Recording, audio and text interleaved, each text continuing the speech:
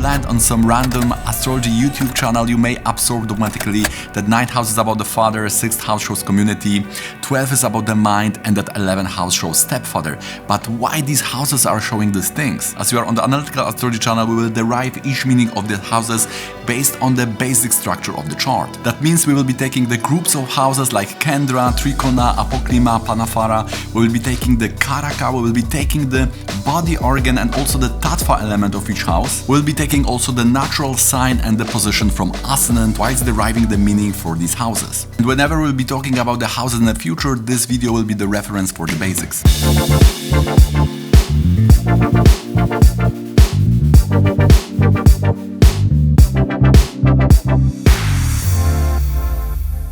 I wanted to do this video in the past, but somehow I procrastinated because I wanted to do it in perfect way.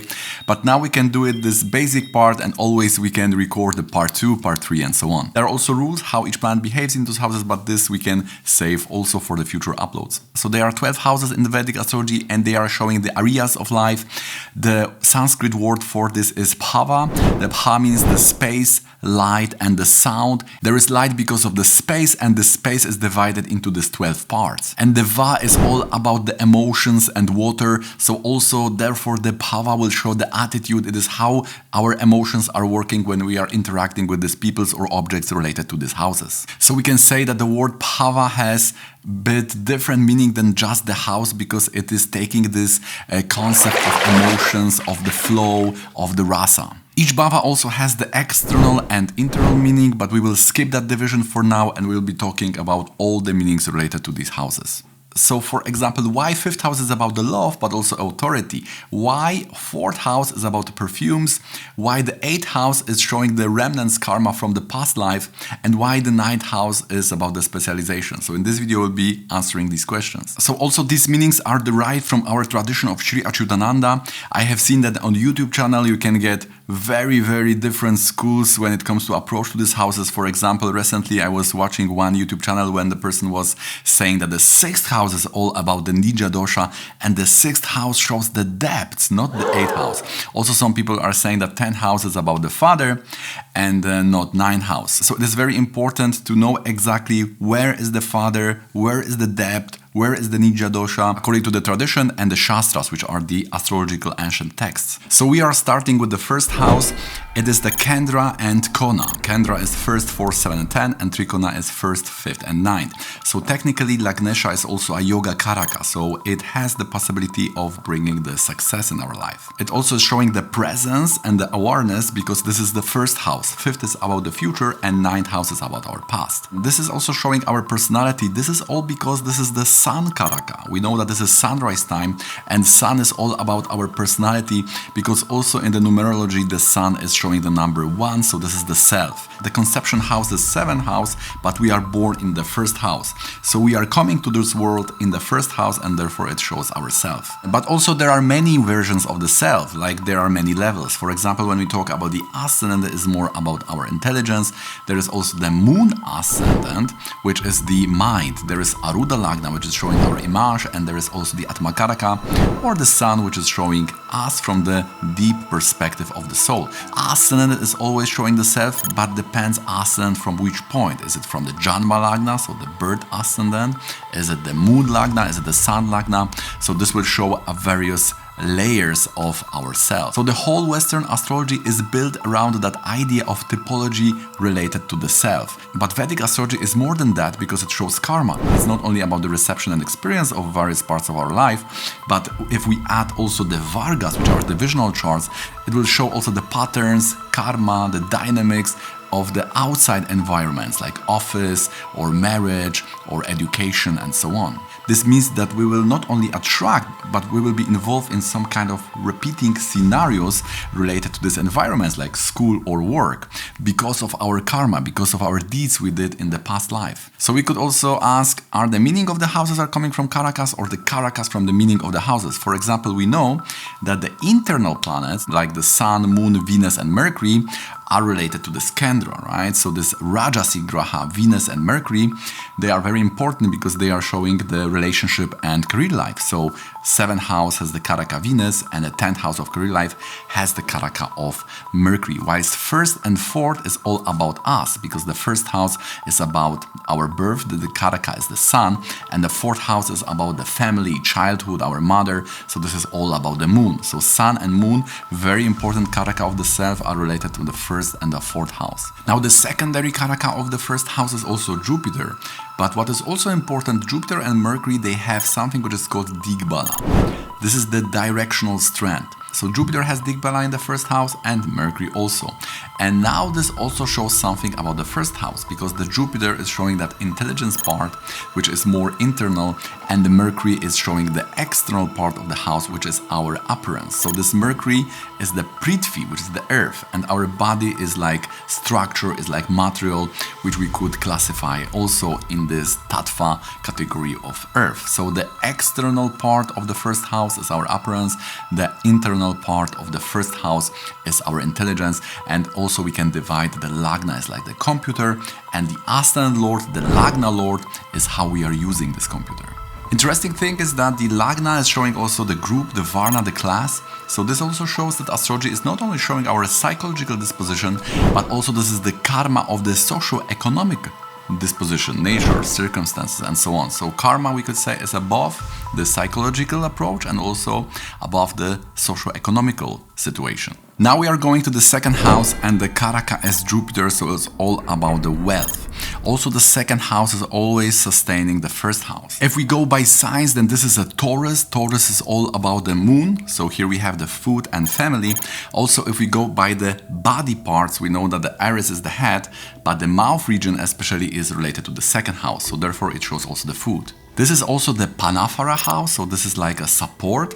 And this is also the Parashpara Karaka, which is the 12th and second house group. Now, we know that second and seventh are also houses which is called the Maraka, and this is because the 8th house is showing our longevity, and 8 from 8, this is the Bhavat Bhavam principle, when we take the same house from the house of reference, like 3rd from 3rd, 5th from 5th, and so on. So here we are taking 8 from 8, so the 3rd house is also about our longevity, and therefore if we take now the 12th house from these two, so 12 from 8 is 7, 12 from 3rd is 2, therefore 2nd and 7 are also the houses of Maraka, about the death. So we can time the demise. For example, in D12 we can take the 2nd and 7th houses from the 4th house to know when we can expect some bad health for the mother and so on. It's interesting that Srila Prabhupada said that if we can control the speaking and the food, which is all in the 2nd house, then we will be able to control other senses. So therefore we can see how the 2nd house has the Viroda Argala, or is blocking the moksha, the 12th house. So therefore if we can control the 2nd house, then the 12th house is much more possible. Of course, we know that eating is very much connected to the ethics. If we read the first canto of Srimad Bhagavatam, we will have understanding that, for example, Vyasa Rishi said that the person who is buying the meat, person who is cooking the meat, the eating the meat, all of them are performing some kind of sin. So based on that, we can see how vegetarianism was supported by the Vedas, because the soul in the animal body or human body was the same. So this was very much anti-speciesist philosophy, which was promoted by the rishis. So now there are many arguments against the vegetarianism or veganism when it comes to bambinism or anthropomorphization, which is that we try to see the human emotions in the animals, which is false, and so on. But from the perspective of the Vedas, this is exactly the situation, when we can see that this is the same soul in the body of animal and in the body of human. Therefore, if we take the philosophy of personhood and not the chattel property, which is now how animals have the status today, then we can see how this view of vegetarian diet or vegan diet is much more natural, and we can understand the reasons behind it. We can also appreciate how Sri Parashara was trying to give the amount of money we can have or save by having a different yogas or combination of plans related to second house. We know that it is very hard to say that, because we need to always take into consideration the Kala Desha Patra, the time, the place, circumstances, so we can say relatively to family how the situation will be regarding the wealth. But based on that, we may be open to the fact that there could be some way to give exact amounts, because the Parashara Muni was giving that in the Brihadarashara Hora Shastra. Now when it comes to the third house, we know this is Apokrima house. Apokrima always 12 from the Kendra. So the 3rd, 6th, 9th and 12th, they are 12 from the Kendra, so they are the Apokrima. The 2nd from the Kendra, like 5th, 8th, 11 and 2nd, these are Panaphara. So when houses are after the Kendra, they are called the Panaphara. So 12 from means loss of home, so therefore 3rd house is all about the short travels. We also know that because this is the natural house of Gemini, this will be all about the writing, communication, engagement, deals, arrangements and all that, but also because the Gemini is quite sexual sign, as we will know from the Shastra, therefore 3rd house will be also about that sexual drive. And also because this is the trikona to the 7th house of relationships. Now because 3rd and 6th are the malefic Karaka houses, therefore 3rd house is also treated as a mild Dushtana. Dushtana is the negative house. So the main negative houses are 6th, 8th and 12th, and 3rd house is taken as a mild Dushtana, and this is because this Karaka of these houses are the malefic. So we know that above the first 7 axes we have the Saturnian houses 8 and 12, and below we have this martial houses. So 1st and 6th Karaka, the main Karaka will be the Mars. So in the 3rd house, because in the body it is related to our arms, this is also like a brother, because this is like an arm, our right arm, we can also say that. And what is important, the 3rd house is also the house of our courage. So if we have the benefics which are weak or afflicted in the 3rd house, we can be very argumentative. And this is because of that compensation mechanism in psychology. If we are trying to show off our courage, then it means internally that we don't have. So people who are very strong inside, like they have Mars at Makaraka, they don't have this need to show off the power. They don't have this need to argue. Whilst people who have benefics afflicted in the 3rd house or weak, debilitated planets, or also this Mercury at Makaraka. So this is also the compensation mechanism in psychology, that Mercury at Makaraka is giving more martial, this argumentative person, whilst Mars at Makaraka, these people like green, they like plants, so they are more going into that Mercury. So this is very much compensation psychology mechanism here working on the 3rd house and on that Mercury, Mars at Makaraka. So the 4th house is again the Kendra. We have the main Karaka, the moon, so it will show the mother, the childhood and also our mind. It will also show our sleep, the lying down position, and this is also the Patita Pavana Vishnu here, which is taking us out of this darkness, out of the night, and this moon is providing the light when there is no sunlight. So all this is all about the shelter, because this mother, our mind, and also the property, the Mars Ketu is giving us the shelter. This is also the luxury part and the cars part. This is based on the Digbala of Venus in the 4th house. So there are many meanings of the 4th house, but all of them we can group under umbrella of the shelter word. We can also say that the housing should be the right of all people. It shouldn't be like a property which is only for the privileged ones, because this is the Karaka of the moon. So just like the medicine is the right of each person, also the housing should be the right and not some kind of privileged property. And when it comes to the 4th house, when we don't have these, when we don't have mother, the child with this shelter, then also this can bring the problems with the trust and also with the Shuddhi, which is the purity. So according to Shastras, there is this internal and external purity. So 4th house will definitely show these. The 4th house is also about the nose when it comes to the Tattva, because the 4th house is about the Prithvi element, the earth. And the earth is all about the smelling. So therefore 4th house, for example, according to Jataka Parijata, will also shows the perfumes. So now the 5th house, why it shows love? Because this is the watery element now. So the 5th house is about the water, and the 9th from the 5th is how our sense of water is working. Therefore, it shows our taste. So the planets in the Lagna, according to Shastras, will show our taste. For example, if you have Jupiter in Lagna, you may like sweets. If you have Sun in Lagna, you may like more spicy things, like pungent taste is there related to the Sun. Mars is all about the bitter, the Venus is more sour, the Mercury is the mixed taste, and so on. 5th house, like we said, is all about the future, right? The 1st was present, 9th house was past. And in our future, the kids are coming, also the students, right? The knowledge is passed to our students. So in the 5th house, you have those. So the 5th house is students. You may see which student will take all of your knowledge, all of your marketing strategy.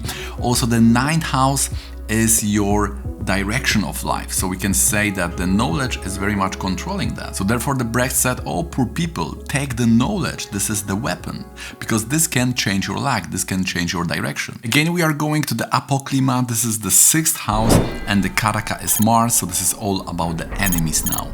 And this is the concept of internal enemy, which is giving rise to the external enemy. And if not in this life, then this situation is coming from the past life. So this may show some kind of projections due to karma when we are projecting due to our defensiveness and we are attacking others, or we are filtering what we received from people in a more aggressive way.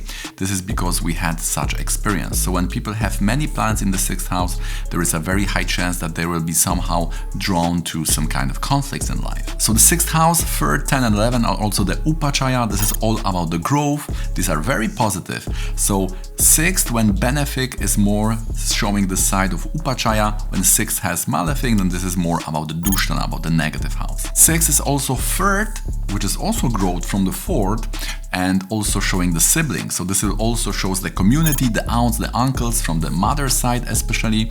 And the 6th house as enemies also form in our weakness now from the point of addictions. So the 6th house will also show all of these addictions, and based on the planets, this will show the type of addiction we may have. In Sanskrit, this is called Shadripu. The 7th house is all about the relationship. This is because the 1st is the self, and someone opposite to us, someone who is speaking to us, this is like our partners.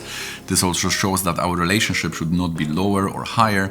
The best is when these are persons on the same level, like a partnership. So we have this Venus part, which is more about the intimate relationship, and we have this Mercury part, which is more about the business or career life partners or even clients. Then we have also the Digbala is of Saturn and Rahu. So there is a lot of Vayu, a lot of wind in the 7th house.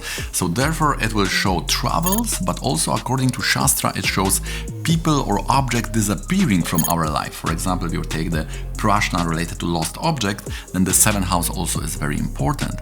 And if the dispositor is in 7th house or the Lord are in 7th house, this may also show that these people from our life are disappearing, vanishing, dying, and so on. So also if we see our body, then this private part organs are exactly in the middle. So also this is like the 7th house. Therefore the sexual life is very much also controlled by the 7th house. So we have this relationship, the body parts, and also the karaka, the main significator of 7th house is Venus, which is also controlling this part of life when it comes to marriage, relationship, partnership, and so on. Okay guys, if you like this video so far, please click the like button. You are helping me with the algorithm to make this video more viral on this YouTube platform. Subscribe with the bell notification on to be notified when the new videos are coming. We are publishing here at least once a week, so you will get a nice Vedic astrology tutorials about the basics, how to uplift your skills when it comes to interpreting the chart. And now let's go back to this video. Now the 8th house is the Panafara, and this is very important because it is supporting the 7th house. So now this has a lot of meanings here. So this is the sustenance of the marriage in the 8th house. This is also the wealth of others. This is wealth which is coming from inheritance, because this is 12 from the 9th. So this is like luck remnants from the past life, or the past remnants. So this we could say it is like karmic privilege which is coming to us because of the 8th house. This is Dushtana, and this is Saturn Karaka. So this will, like 6th house, this has a lot to do with our diseases. So for example, if you take the Adhishtana, which is the part of body which is having some form of disease or which is weak, then you see the sign of the 8th lord. For example, if your 8th lord is in Aries, then you may have something right to head. This could be migraines. If it's 7th house, it's related to private parts. If it's in Cancer, this may be related to breast or lungs or heart, and so on. So based on the 8th lord, you may have some indications what will be the weak spot in the body. So this is also the natural Scorpio loaded by Ketu. So the 8th house therefore has very much this secretive nature.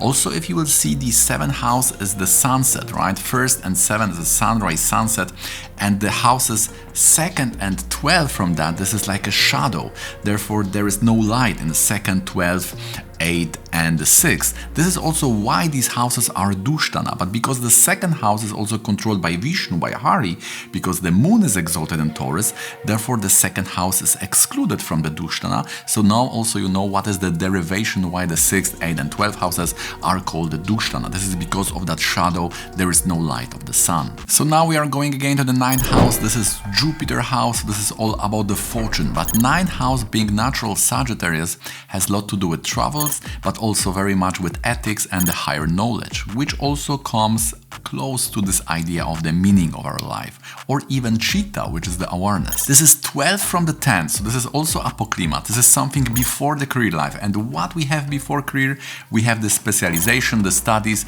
so this is all in the 9th house. How our studies will be there, how much stress is there, how much change.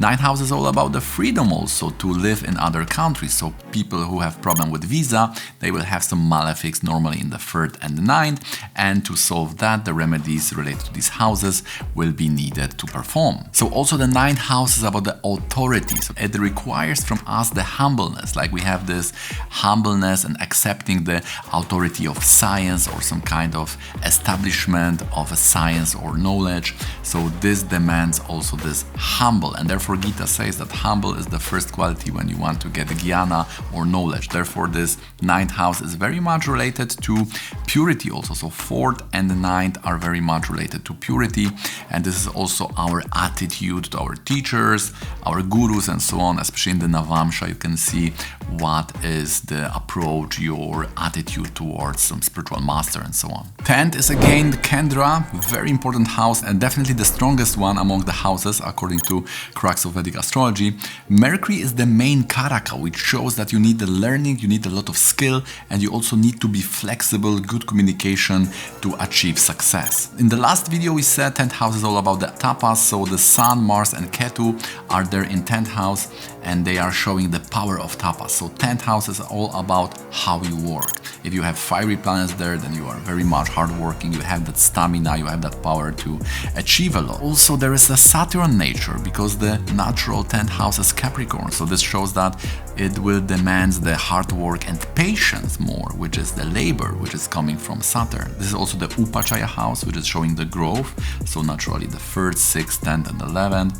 The 6th and 10th are very much related to our service, to our work. So 10th house is natural Saturnian sign. I would say, I'd like to think that this is more about the sharing the means of production, not just collecting them among the top 5% of population, then exploiting the workers for the wages, but more democratic approach to the work, sharing the means of production and giving the right and ability for higher percentage of people to achieve and get the success. 11th house, like 6th house, have also two sides to it. There is the Jupiterian side because this is the karaka of this 11th house. This is all about the gains. This is very nice, but when the gains or the greed will end, then we may be punished. Where there is too much greed, there is also the punishment waiting. Therefore, the 11th house is also the Maya. There is also the Badak house. We don't know, we don't see what is really there. And also appreciate the fact that the natural 11th sign is the Aquarius, which is loaded by Rahu. So this greed may be too much, and then we are meeting with that punishment, which is in 11th and 6th. Because of this Aquarius, 11th house is very much the house of knowledge, about the tradition and about the guru. So definitely these things are also in the 11th house. Trikona to the 7th house is showed a lot of networking is there. So definitely the friendship is 11th house. So the natural karaka for friends is Mercury because we laugh with them, communicate with them. And the 7th lord in 11th house also may show that there is important of having child, or somehow the child could be important for the marriage. Now we are going to the last one. Dushtana, 12th house, Saturn, Ketu, Venus, the Tapashvi Yoga. These things are all very much present in the 12th house. So the 12th is the moksha, this is the spirituality. So this is the Ketu house, how much we are meditating and how much we are giving up the fruits of our labor, giving up the greed and living the minimalist life, we could say. Mercury is debilitated in natural sign of Pisces, so there is no greed, and also this intellectual approach may be overcome by something more like wisdom, which is the Jupiter. Venus is exalted in the 12th house, so there is this bhakti. So also the 12th house on this more practical level will be about the relationship. This is how this relationship are starting, because Venus is exalted in Pisces. This is how it starts.